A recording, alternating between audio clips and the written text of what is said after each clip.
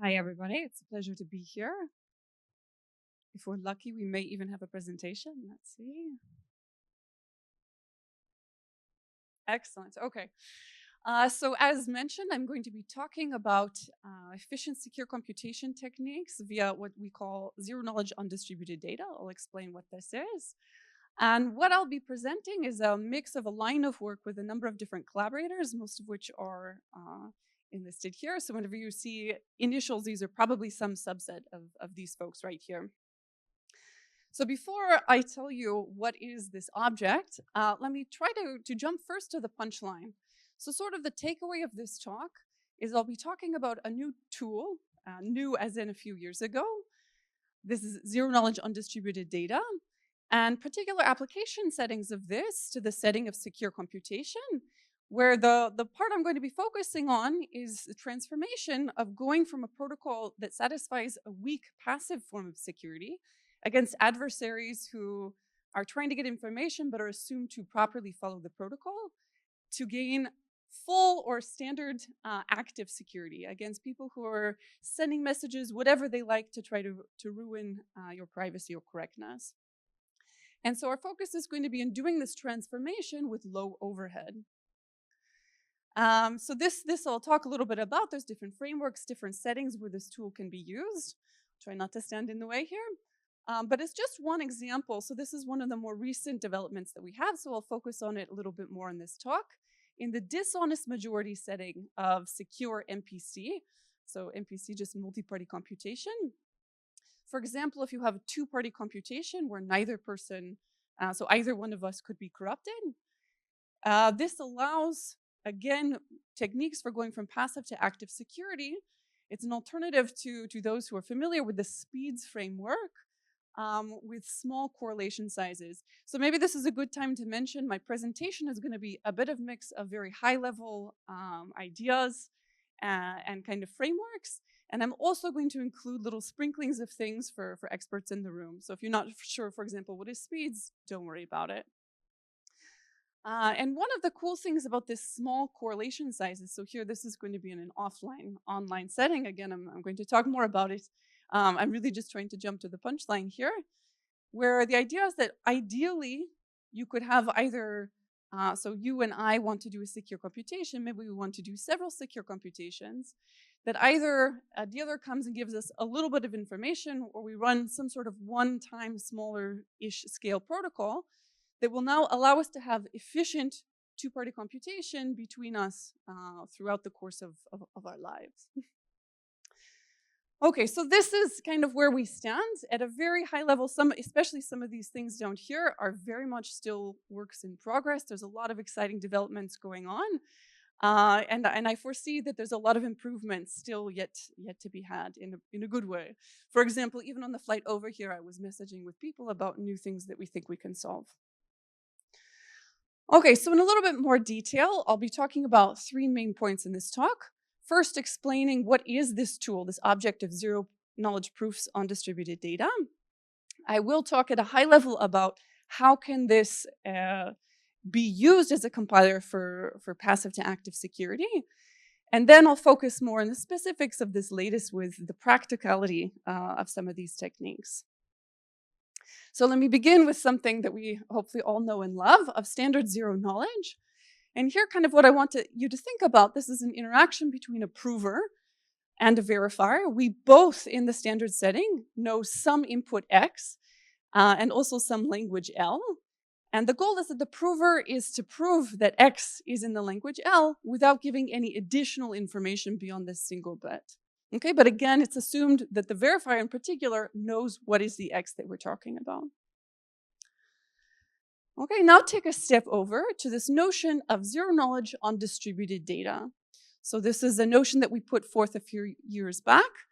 And the shift here is that instead of a single centralized verifier, there are many useful application settings where there could be a collection of verifiers such that no single verifier even actually knows the entirety of the X that I'm trying to prove something about. So here we're thinking about X being held distributedly. This could be one of a few different things. First of all, it could even just be that this doesn't work, that, for example, verifier 1 knows the first symbols, verifier 2 knows the second. It could be also that they have some sort of linear secret sharing of X. There are also interesting applications here where this is some sort of homomorphic commitments. Basically, what I want you to think about is that there's some known public linear combination of whatever the pieces of these Xi's are that, say, symbol by symbol give us the X that is trying to be proved about. Okay, the completeness here, and let me just mention, so the communication structure, you can think about in general communicating between the prover and the verifiers. For example, the verifiers will come together and kind of decide on some sorts of challenges and send them to the prover. We have solutions both where it's just kind of a one-shot prover sends something over, or with interaction. At the conclusion of this interaction, each verifier will say whether they accept or reject. And it should be the case that an honest prover, where X truly is in the language, should be accepted. Zero knowledge here is a little, so the standard, of course, but I want to emphasize something here. Indeed, in zero knowledge, it should be that the verifiers don't learn anything beyond what they knew before, aside from the fact that this X is in the language. And note that here, this has an additional layer to it, because, for example, say verifier 1 or verifier 1 and 2 are corrupt, it should be the case that even through the course of this interaction, they don't learn anything about pieces of the other verifiers' parts of the input. Okay, so there's nothing learned beyond the collection of the Xi's that were already known by the corrupt set of verifiers and this new piece of information that the corresponding X is in the language. Okay, regarding soundness, first suppose that you have a potentially corrupt prover, but that the verifiers are honest. Then, of course, it's relatively straightforward. It should be if the verifiers accept. And for example, you can think about if any verifier rejects, it's sort of rejected. So if the verifiers accept, that means that this X that is combined by what we're holding on to is in the language. If you're in a case where provers could potentially collude with verifiers, there are also things that can be said, but even the definition itself you have to be a little bit careful about. I'm not going to get into full details in this talk, but the reason is that even kind of defining what does it mean X is in the language. Well, what is X? X is something that is defined by what the verifiers are holding on to. So if you give kind of too much power to verifiers that could collude with the prover, then it's not even well defined what is the X that we're talking about. So just to say one sentence about it, this is well defined and very meaningful if we have some sort of promise of robustness of what's being held by the verifiers. So for example, that if you just take the set of honest verifiers, that this still is enough information to define what is the X that we're talking about, the claims are being made. Just one slide about achieving such an object. Of course, I have multi-hours of slides just about this topic, so feel free to ask me more questions afterward. So the approach in this original 2019 paper, we also show how to build such objects via something that we refer to as a fully linear PCP or IOP. If you're familiar with standard PCPs or IOP, this fully linear just means that the types of queries that are made can be linear both on the proof, but also on the statement itself. If you're not familiar, then ignore this last sentence. And it turns out that a lot of these FLPCP, FLIOP objects are actually existent, implicit in the literature. So a lot of literature about interactive proofs. But one thing that's very interesting about this distributed setting is that actually the regime of types of languages and types of properties of the proofs that we're interested in can actually be shifted a little bit from the standard settings. For example, suppose that the language we're talking about is something that's efficiently computable, low degree. Okay, what do I mean by that? I mean, suppose that there's a low degree state relation or collection of checks of the symbols of X. For example, that this times this is equal to this, and this times this is equal to this. In standard zero-knowledge setting, such a language is essentially meaningless. It's vacuously, you can give a zero-knowledge protocol. Okay, what do I send you as my zero-knowledge proof? The empty string. And why is that? Because typically you think about the verifier holding on to X in its entirety. And if the language I'm trying to prove something about is efficiently computable, I don't need to send the verifier anything. The verifier can just look at its own string X and verify. In our case, that is not the situation. Okay, because even if it's something so simple like that to check, the difference is that no single entity, no single verifier actually has the whole string in order to do that. And indeed, as you'll see, kind of skipping forward a little bit, it's going to be the case that for very simple types of languages, this is going to have really interesting applications for us. Okay, so in this paper, we give a general theorem focusing on the setting, indeed, of low-degree languages. So here, consider any language. This is just like a subset of strings that satisfy whatever the check. So X here is my vector, say length n, over some field f. This is a non-interactive version. This is an interactive version that gets better parameters. So for example, if my language is describable by a degree 2 statement, as I gave the example, say this times this is equal to that, and so forth, then we have a method in the top bullet that the prover sends something roughly the size of square root of X.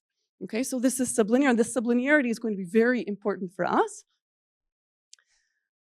And if you allow the verifiers to do an interaction with the prover, which by the way can be collapsed via standard fiat Shamir, if you're familiar with this, using a random oracle, then the overall communication is going to end up, you can even get this down as low as logarithmic in the size of the statement X. Okay, so a couple remarks about this. First of all, you'll see I have not stated what computational assumptions this depends on. There's a good reason for that, because it's information theoretic. This is something, it doesn't require commitments, it doesn't require encryption, anything of that form. This is purely statistical. And another quick comment here. So suppose that my language, maybe I'm doing something where the field is very small, bits. Okay, for example, say I'm going to try to eventually use this for proving correct computation of a Boolean circuit. Okay, well, this might look a little problematic to you. Indeed, soundness error 1/2 is not really what we're aiming for here. But the good news about this is that even if whatever statement it is that I'm trying to prove lives in a small field, the proof on top of that, so trying to prove about this, can be easily embedded into an extension field, which means, first of all, you can think about sort of an f prime, a new field for the proving part of this. So you can get the error to be very small, and the overhead comes just for this term. So if I have this language sitting around and we've already got all these bits everywhere, I don't have to redo everything such that each one of those bits gets expanded.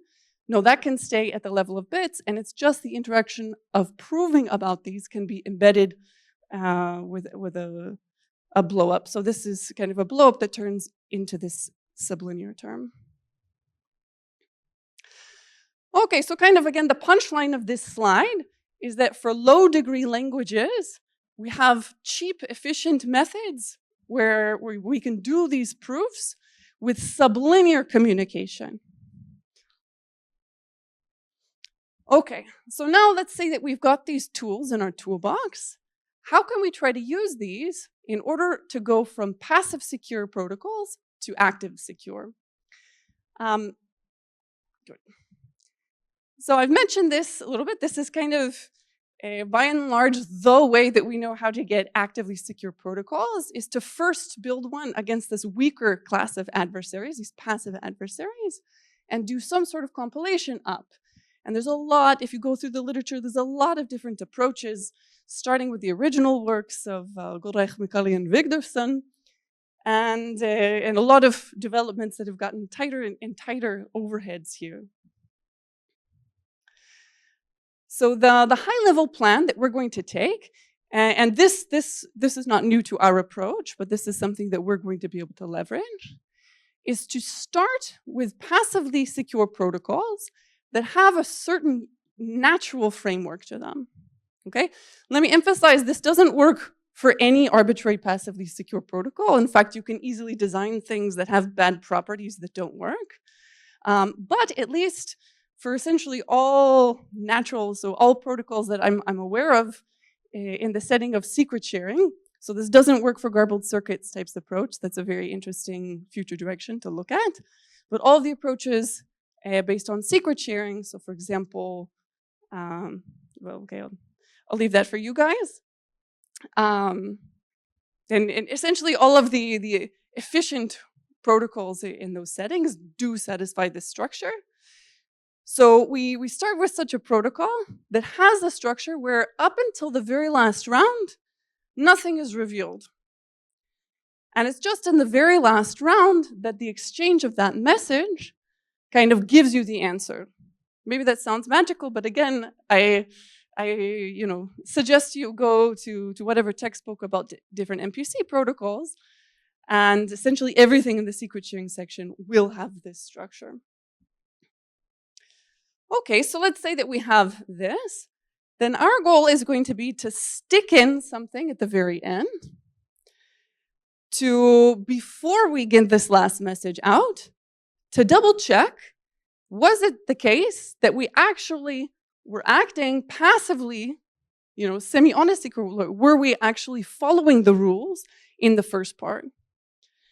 So if yes, then kind of by definition of the passive security of this protocol, it's safe to send the last message.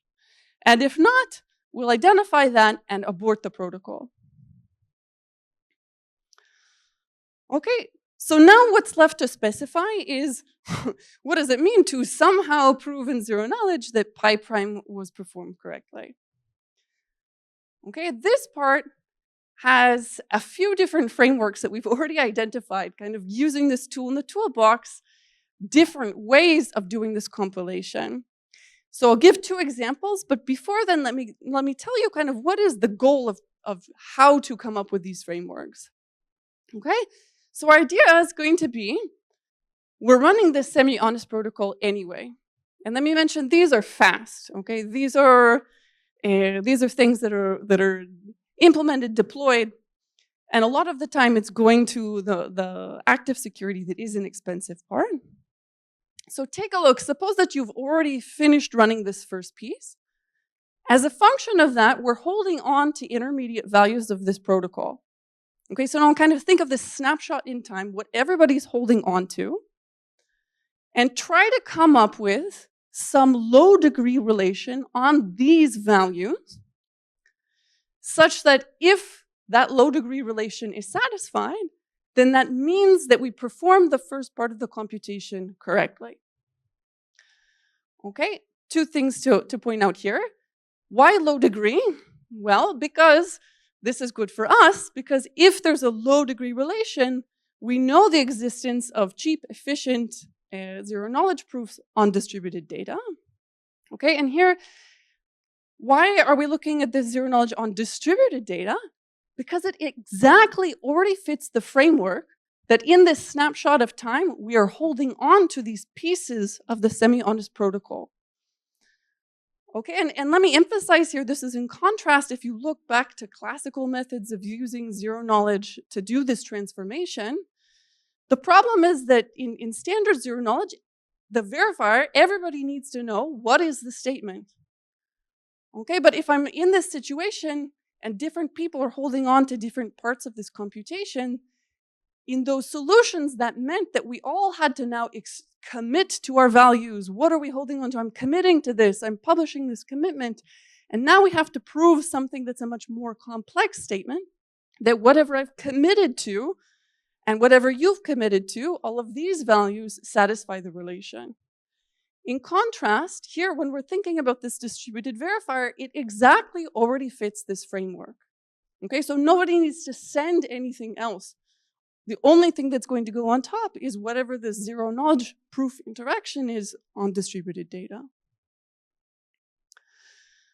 Okay, so suppose that we're able to do this first goal, then exactly as we've sort of set ourselves up for, what will happen is that we will run this zero knowledge proof on distributed data to prove that this low degree relation is satisfied.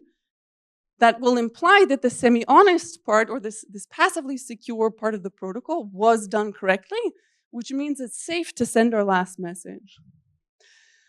Okay, and if you remember, so I told you that I care a lot about the communication size of these proofs, and indeed we have these sublinear, these square root size, or these even logarithmic size proofs to prove something about this large statement, which is comparable to the circuit size. Here, when I'm referring to the circuit size, I'm assuming that our goal is to do some secure computation protocol of some circuit, which that is something I think of as large, the circuit. Okay, let me again mention, so this is assuming some structure of the underlying passively secure protocol, but again, this ends up not really being a limitation. Okay, so now let me give you two examples of how this high-level idea can be employed. I know of at least an additional one that I'm not going to get into today, and I'm sure that there's more. Okay, so for example, number one, suppose I'm in an honest majority setting. For example, maybe we're running a three-party computation protocol with one corruption. Okay, now what is the stuff that we're holding on to as part of the semi-honest protocol? Well, in particular, even just look at all of the messages that were sent back and forth between the parties. Okay, and think I'm going to asymmetrically, so this guy is going to prove to the two other parties that the messages it computed and sent were computed correctly. So what is X here? X is just going to be the concatenation of all the incoming and outgoing messages in the semi-honest protocol, in this passively secure protocol. And now the two other parties I've been interacting with are exactly holding on to the two parts of this. What are these parts? Well, remember, say I've been speaking, I sent some messages to party one, or received some from party one, and I sent and received some from party two. Each of the party number one and party number two is holding on to that part. Okay? Now, it turns out in all these natural passively secure protocols that the computation you're actually supposed to do, so round by round, what are the steps that you're supposed to do when you open up this next message function of the passively secure protocol? It really is just simple degree 2 computations. Take this message from this person, that message here, do this XOR, multiply these things, and then send this message off. Okay?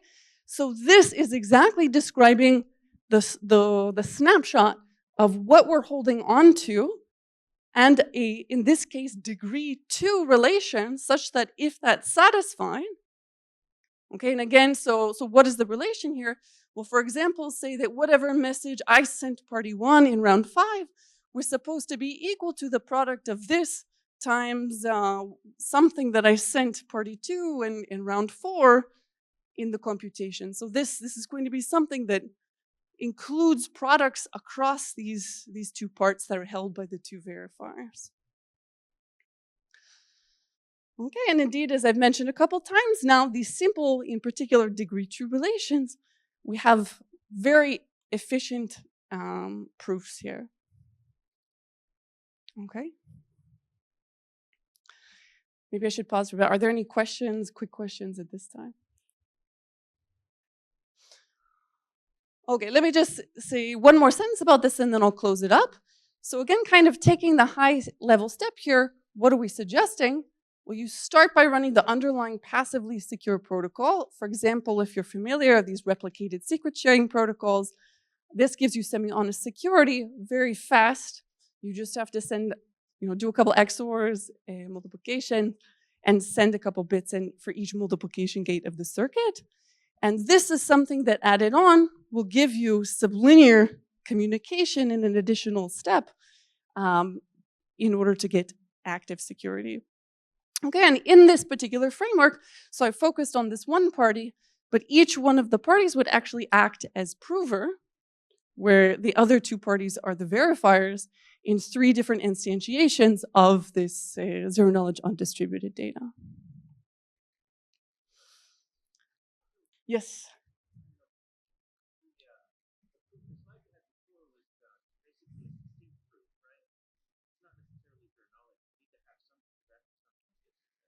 You don't, because of this setting here, where you have this distributed setting. So for example, I mean, in this case, you don't even have to worry about robustness, because there's, for example, in the three parties with 1 corruption, it's either going to be a verifier or the prover is corrupt. So you don't have any problem with robustness. But you really don't need any sort of computational, because, for example, so what you end up doing,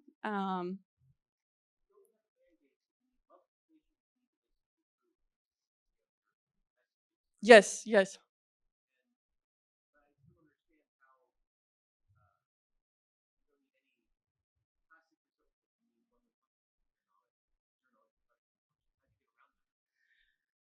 Actually, it's okay. So it's a good question I haven't really thought about it within that framework.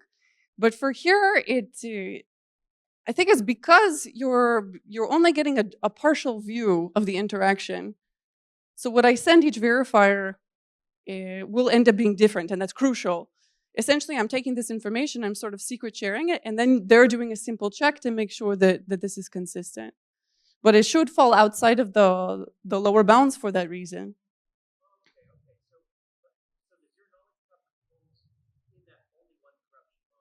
Yes.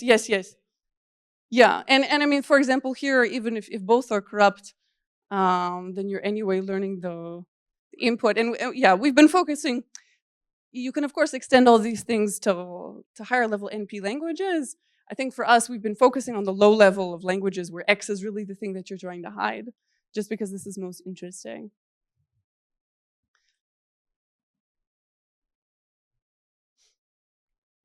Does that...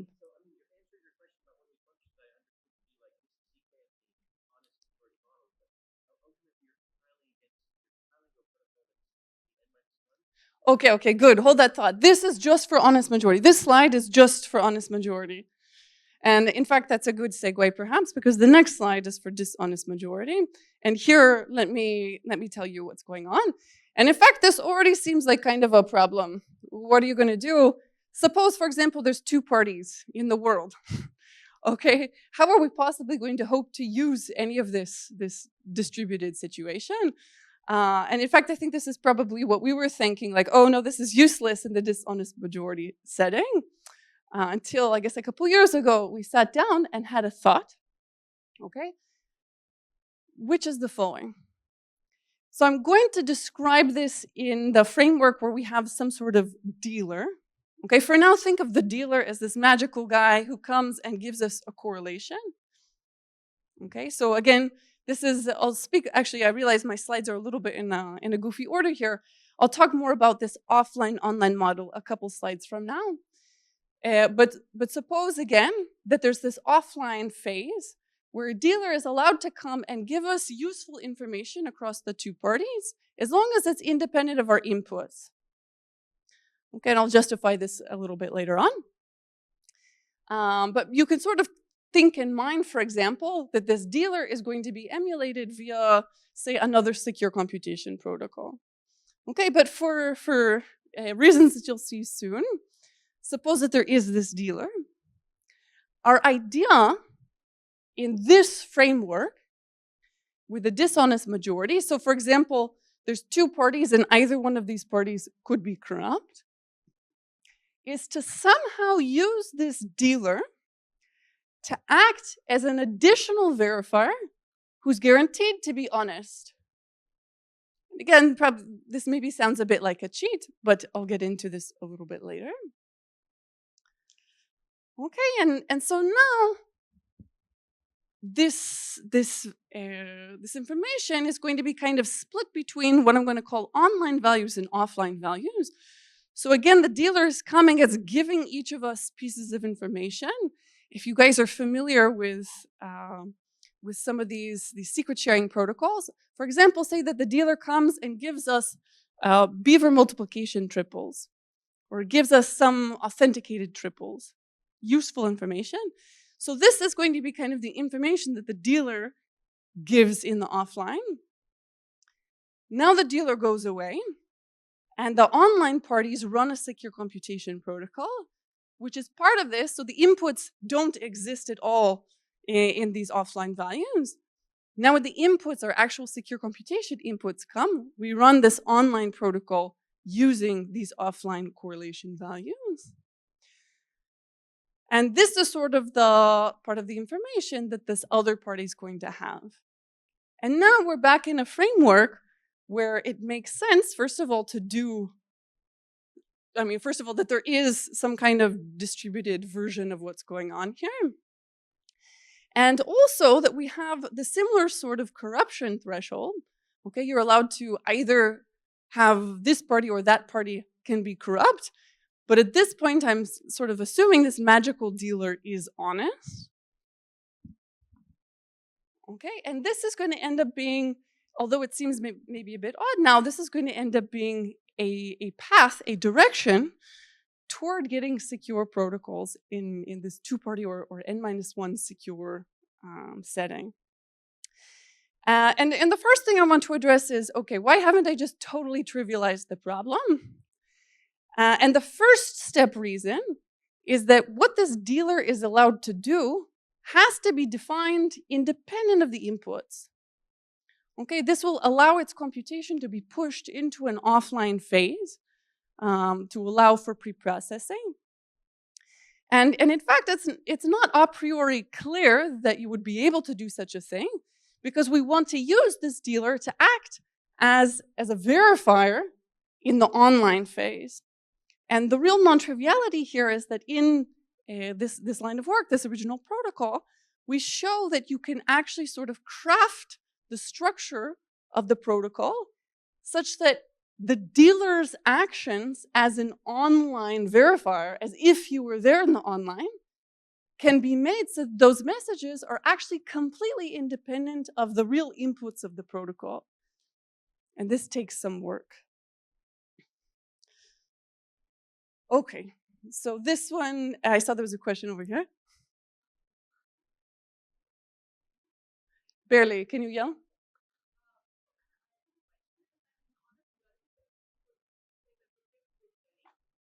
What that would give you is that the state between the two verifiers will have complete information of X.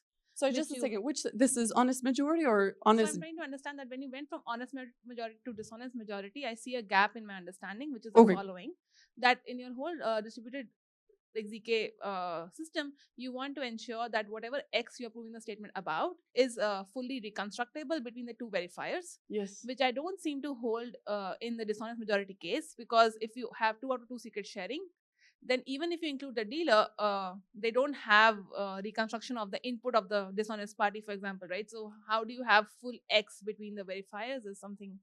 Good. Actually, I'm glad you asked that question, because I think this emphasizes that this is not obvious how to achieve this. And the specific answer for this specific question is that indeed we cannot just use standard additive secret sharing during the online, but we actually design some sort of pseudo-robust secret sharing scheme where the dealer has one share. And this is, for example, think of like a random mask. And the online parties have the masked value and secret shares of the mask. Okay. This is now a robust secret sharing in the way that was required. Okay, makes sense. Good, I'm glad that came out there. Any additional questions?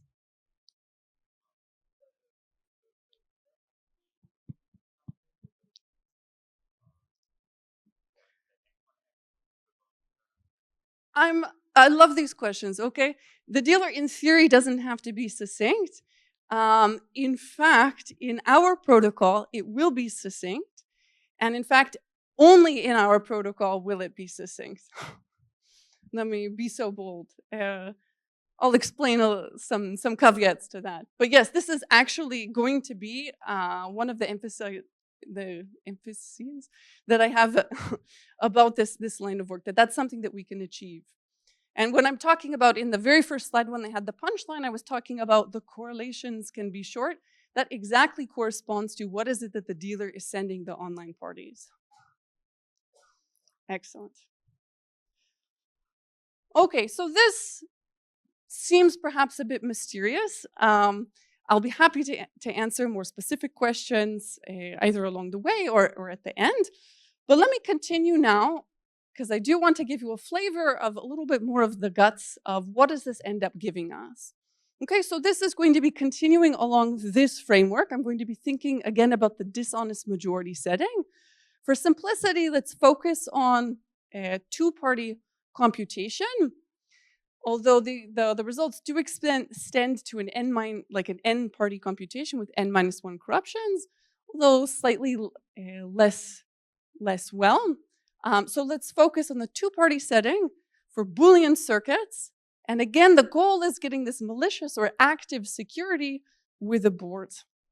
Okay, so there's a lot of different, as I'm sure you're well know, there's a lot of different flavors of secure computation, the guarantees, corruptions, and so forth.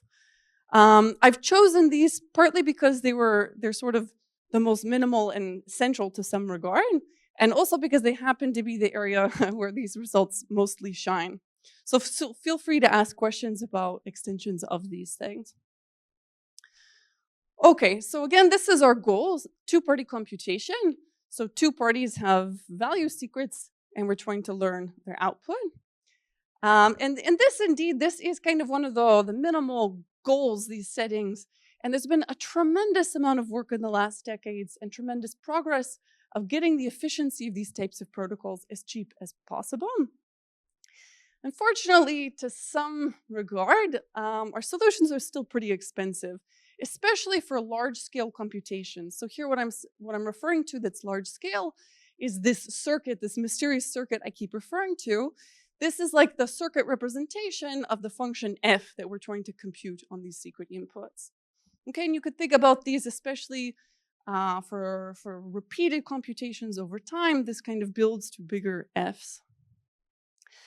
And one of the central challenges and limitations of this setting are the communication requirements for actually doing this. So for example, you can kind of think about all of MPC solutions as sitting in three different categories. There's garbled circuits, there's these secret sharing, and there are ones using stronger tools like fully homomorphic encryption or homomorphic secret sharing. So in some degree, so this garbled circuits category, even if you just want the semi-honest passive security, you already unfortunately have a lot of communication. So kind of garbled circuits are good for round complexity, but in terms of bandwidth, this is one that's a real downside. So for example, for each multiplication gate of this circuit you're trying to compute, you have to send at least 128 bits of information.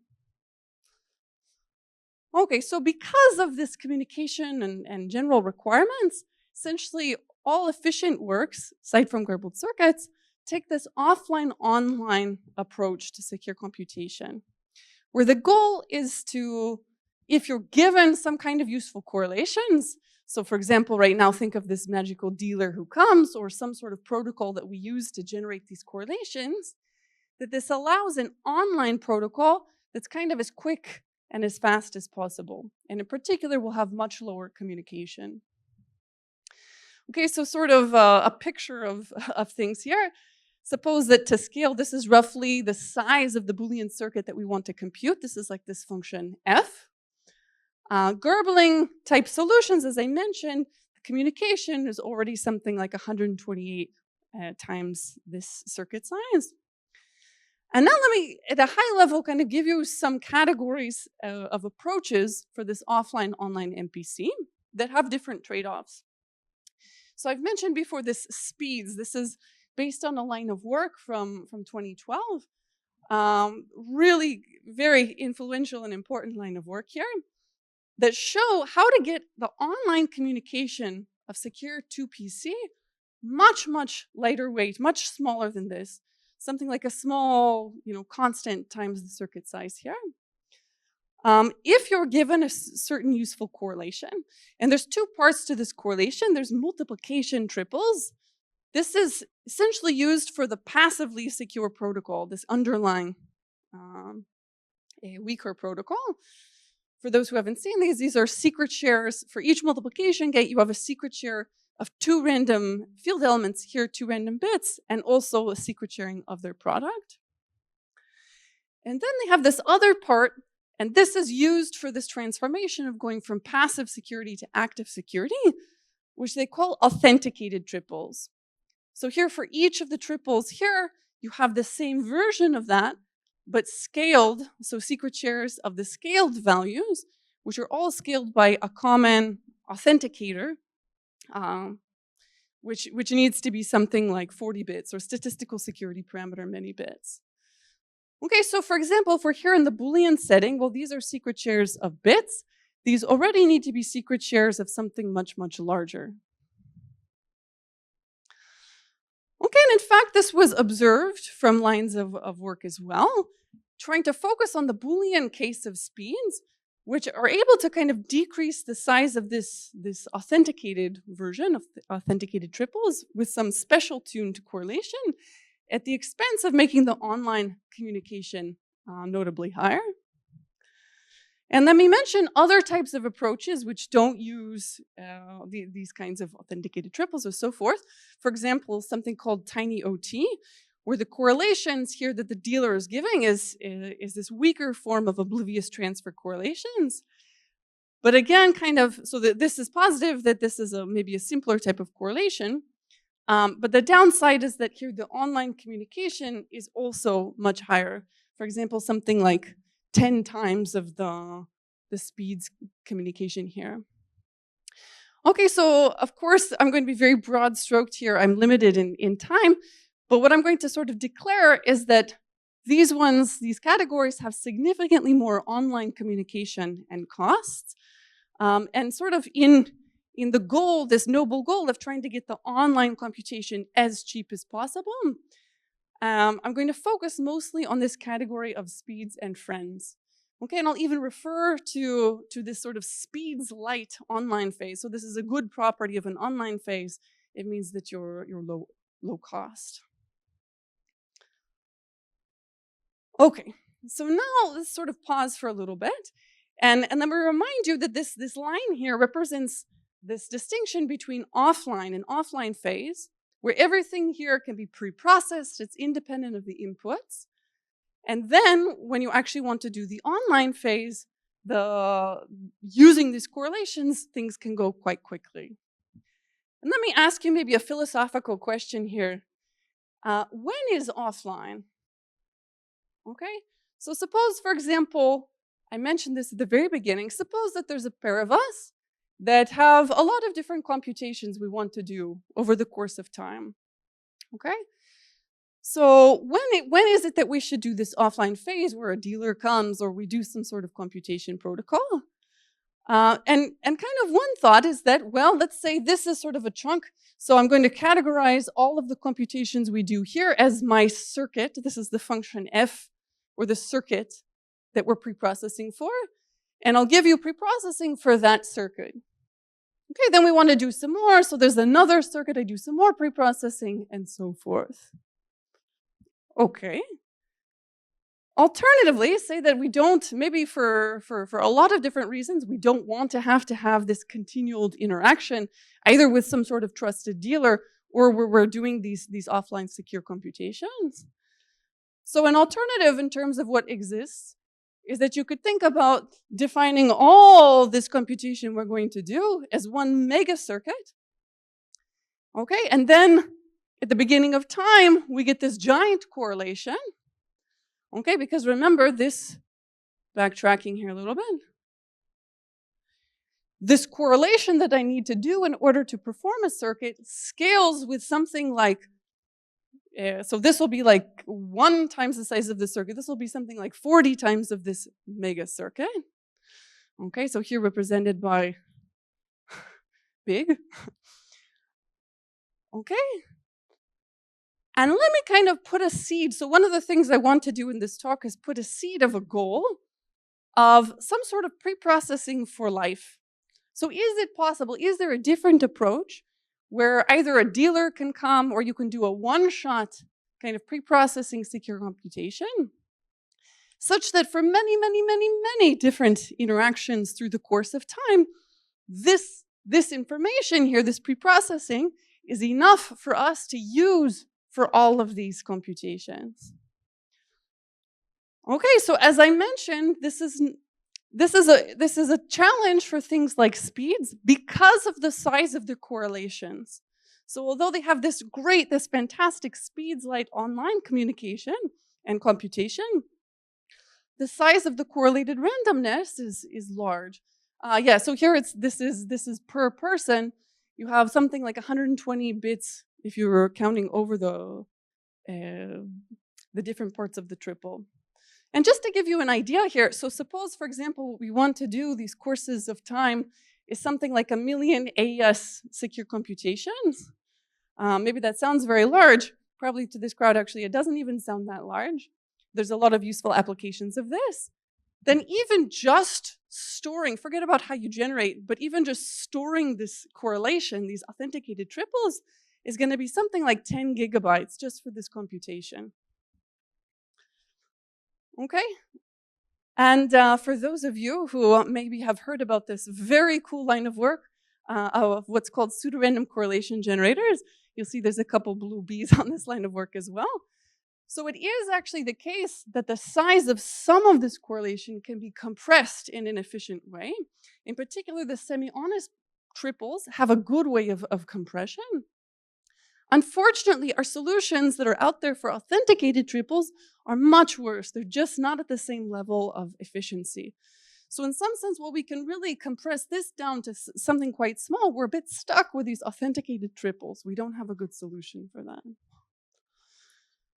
Okay, so instead, this zero knowledge on distributed data gives an alternative framework for how to, instead of this structure, okay, so we're going to use the same underlying passively secure protocol as the speeds line of work, using regular semi-honest multiplications. But in the place of, here they use authentication by using these authenticated triples, and you kind of have to carry the computation through. Instead, what this magical dealer can come and give the parties to allow them to do this check in the online phase, remember where the dealer is sort of acting as a verifier, the size of this correlation is very small. Okay, we can even get this down to something like logarithmic in the circuit size. Okay, so this was put forth in this line of, or in this work here from 2021. And the good news, exactly because we can use this compression of the triples, overall the entire correlation size in this approach is sublinear, very small, collectively about logarithmic in the circuit size. So that's the fantastic news. The questionable news is that this work was really a theory paper, okay? We're saying, look, asymptotically, we've got these low sublinear costs. And there was a lot of question about, is this actually interesting? Is this relevant at a practical level? Okay, so due to lack of time, I'm not going to be able to go through quite the detail I was hoping to here. But let me even kind of skip this part. Let me even just give a high-level view of the comparison with speeds. So first, just one mention about this dealer. So what I'm going to describe to you, the results in the next slides, are assuming that there is a dealer who comes and delivers this correlation. We actually have a cheap method of verifying what the dealer is giving. Okay, so we don't have to trust the dealer, but it is assumed that it's not colluding with one of the other parties. So I think a really interesting line of research is to come up with targeted cheap protocols for removing the dealer completely. We're on it, don't worry. But even in the meantime, there's a lot of very useful and motivated approaches. For example, you can think of emulating this dealer via a third party. Doesn't need to be trusted. So in terms of the security guarantees, we're already delivering what basic 3PC gets, but with much better communication pattern. And there's also a lot of other very motivated approaches. I mean, in some sense, when we're using hardware, we're already kind of assuming that there is this trusted dealer giving us hardware that we're assuming is performing the computation that we want. So you can even think about kind of embedding whatever the correlation is into hardware from some sort of secure hardware or external service provider. Okay, so this is the slide that gives a bottom line comparison with speeds from a practical standpoint. So we implemented and benchmarked our system where the computation that was being performed, the circuit C or the function F, was 1,024 parallel instances of AES 128. And we used, so the statistical security parameter for speeds was 64 to easily fit into a machine learn. And this is kind of the punchline right here. So on the one hand, the online phase in our instantiation is a bit slower than speeds. And that's not really a surprise because the computations that we're doing is sort of a trade-off between communication and computation. But let me say that times 1.6 is very competitive, and that's something that I think is only going to improve over time. On the flip side, the benefits we get come from the offline phase. Okay, so again, I'm describing, just to be fair, I'm describing a setting where there is a dealer who provides this. So I'm not saying that we're subsuming speeds or anything. There's still a lot of research that needs to be done. I'm just trying to indicate an exciting direction. So in the offline phase, one thing to note is that because the size of our correlations are much smaller, that we can parallelize essentially trivially by throwing more computational power. So as soon as we get to something like 4 CPUs, we're already faster end-to-end for the offline phase than speeds. So this is us, we continue benefiting from additional CPUs. Whereas because the speeds correlation size is so large, they're already bottlenecked by the network bandwidth, even with fast networks here. So the LAN is something like 1 gigabit per second. This is with a trusted dealer. Actually, it turns out the overhead of removing the trust for the dealer is very small. This happens both for us and for speeds. So for example, you can think about speeds where a dealer gives you the correlation as well, these authenticated triples, and we provide a very cheap way of verifying that those are done correctly. And now the real savings. So this is the slide I'm most happy about. This is focusing on this corresponding correlation size between us and speeds. So here, this is a metric of if I were to give you per each megabyte of correlated randomness that I give you, of whatever this correlation material is, how many gates of secure computation can you support from that megabyte of correlation? For speeds, this is something like 4 by 10 to the 4. For our approach, this is already 5 by 10 to the 8. Okay, and as one concrete example, if what we were trying to compute is, say, like 1 million AES instances, here the corresponding correlation size goes from 100 gigabytes, I mentioned this earlier, down to 12.8 megabytes for hours. Okay, and this is sort of one choice of the trade-off. We can actually even, we have this general trade-off between the size of the correlation and the computation. We chose one specific point on this trade-off curve to make it so that our computation is already competitive with speeds. And this is already at that level, the correspondence that we get. Okay, so I've run out of time, I suppose. So let me just conclude. So the summary of today, hopefully you learned a thing or two about this new object of zero knowledge on distributed data and its method, a useful approach for going from passive to active security in MPC protocols. And especially, I think this is very interesting in a lot of different regimes. I'm very excited about this line of work, not only because what we've been able to achieve at this point, but actually even more so about what I think that we can achieve beyond this. And kind of the takeaway here is that I believe that this is a useful approach for pre-processing for life, a way that you can kind of give a little bit of help at the very beginning that can allow you for many, many, many computations of secure computations yet to go. And with this, I will conclude.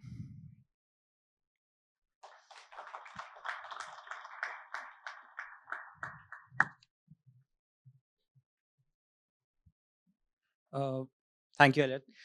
In the interest of time, can we please have the questions later on during Sure. lunch?